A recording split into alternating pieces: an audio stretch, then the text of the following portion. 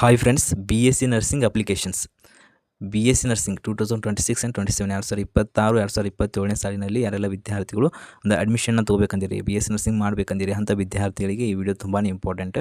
ಇಲ್ಲಿ last time ಏನಾಗಿತ್ತು, last year ತುಂಬ ವಿದ್ಯಾರ್ಥಿಗಳು BSc ನರ್ಸಿಂಗ್ ಒಂದು ಅಪ್ಲಿಕೇಶನ್ ಹೊಸದಾಗಿ ಅಪ್ಲಿಕೇಶನ್ ಬಿಡ್ತಾರೆ ಅಂತ ವೇಟ್ ಮಾಡ್ತಾಯಿದ್ರಿ. ಬಟ್ 2 ವರ್ಷಗಳಿಂದ ಏನಾಗಿತ್ತು, ಅದು BSc ನರ್ಸಿಂಗ್ ಏನೈತಿಲ್ಲ CET ಒಳಗೆ ಆ್ಯಡ್ ಆಗೈತಿ.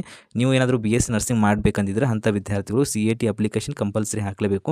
ಈಗಾಗಲೇ ಸುಮಾರು ದಿನಗಳಾಯಿತು CET ಅಪ್ಲಿಕೇಶನ್ ಸ್ಟಾರ್ಟ್ ಆಗಿಲ್ಲ. ಏನು ಕಾಣಿಸ್ತಾ ಇದೆಯಲ್ಲ, ಇದೇನು ಕಾಣಿಸ್ತಾ ಇಲ್ಲ, UG CET 2026 ಆನ್ಲೈನ್ ಅರ್ಜಿ ಲಿಂಕ್ ಐತಲ್ಲ, CET ನೀವು BSc ನರ್ಸಿಂಗ್ ಮಾಡಬೇಕಂದ್ರೆ ಕಂಪಲ್ಸರಿ CET ಅಪ್ಲಿಕೇಶನ್ ಹಾಕಿರಲೇಬೇಕು. ಅದರ CET ನೀವು ಬರೋಣ, ಅದರಲ್ಲಿ ಒಂದು ರ್ಯಾಂಕ್ ಬರುತ್ತೆ, ಆ ರ್ಯಾಂಕ್ ಮುಖಾಂತರ ನೀವು BSc ನರ್ಸಿಂಗ್ ಅಡ್ಮಿಷನ್ನ ತೊಗೋಬೋದು. ಓಕೆನಾ? ತುಂಬ ವಿದ್ಯಾರ್ಥಿಗಳು ಏನು ಕನ್ಫ್ಯೂಷನ್ ಆಗಿರ್ತದೆ, ಹೊಸದಾಗಿ ಒಂದು BSc ನರ್ಸಿಂಗ್ ಅಪ್ಲಿಕೇಶನ್ನ ಕರೀತಾರಂತ ವಿದ್ಯಾರ್ಥಿಗಳು ವೇಟ್ ಮಾಡ್ತಿರ್ತಾರೆ. ಹಾಗೇನೂ ಇಲ್ಲ, ವಿದ್ಯಾರ್ಥಿಗಳಿಗೆ ಬೇರೆ ಒಂದು ಅಪ್ಲಿಕೇಶನ್ ಕರೀದಿಲ್ಲ. ನೀವು CET ಅಪ್ಲಿಕೇಶನ್ ಹಾಕಿದ್ರೆ ಮಾತ್ರ ನೀವು BSc ನರ್ಸಿಂಗ್ ಒಂದು ಅಡ್ಮಿಷನ್ಗೆ ಪಾರ್ಟಿಸಿಪೇಟ್ ಮಾಡೋಕ್ಕೆ ಸಾಧ್ಯ. ಓಕೆನಾ? ಆ್ಯಂಡ್ ನಾವು ಸುಮಾರು ಒಂದು 2-3 ವರ್ಷಗಳಿಂದ ಒಂದು ಕೌನ್ಸಿಲಿಂಗ್ ಪ್ರೊಸೆಸ್ಸನ್ನು ಹೇಳ್ತಾ ಬಂದಿದ್ದೀವಿ.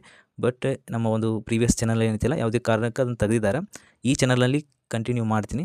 ಯಾರೆಲ್ಲ ವಿದ್ಯಾರ್ಥಿಗಳು ಹೊಸದಾಗಿ ನಮ್ಮ ಚಾನಲ್ನ ವಿಸಿಟ್ ಮಾಡ್ತಾಯಿದ್ರೆ ಕೆಲವೊಂದು ಸಬ್ಸ್ಕ್ರೈಬ್ ಬಟನ್ ಐತಿಲ್ಲ, ಅದನ್ನು ಪ್ರೆಸ್ ಮಾಡಿ ಹಾಗೂ ಬೆಲ್ ಹಾಕೊಳ್ಳುತ್ತೆ.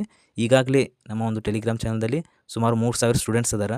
ಆ್ಯಂಡ್ ಗ್ರೂಪ್ ಡಿಸ್ಕಷನ್ದಲ್ಲಿ ಸುಮಾರು 1000 ಸ್ಟೂಡೆಂಟ್ಸ್ ಅದಾರ. ಅವರು ನಿಮ್ಗೆ ನೆಕ್ಸ್ಟ್ ಏನೇ ಒಂದು ನರ್ಸಿಂಗ್ ಕೌನ್ಸಿಲಿಂಗ್ ಪ್ರೊಸೆಸ್ನಲ್ಲಿ ಏನೇ ಡಿಫಿಕಲ್ಟಿ ಅನಿಸಿದ್ರೆ ಅವರು ಹೆಲ್ಪ್ ಮಾಡ್ತಾರೆ, ನಾವು ಹೆಲ್ಪ್ ಮಾಡ್ತೀವಿ. ಓಕೆನಾ?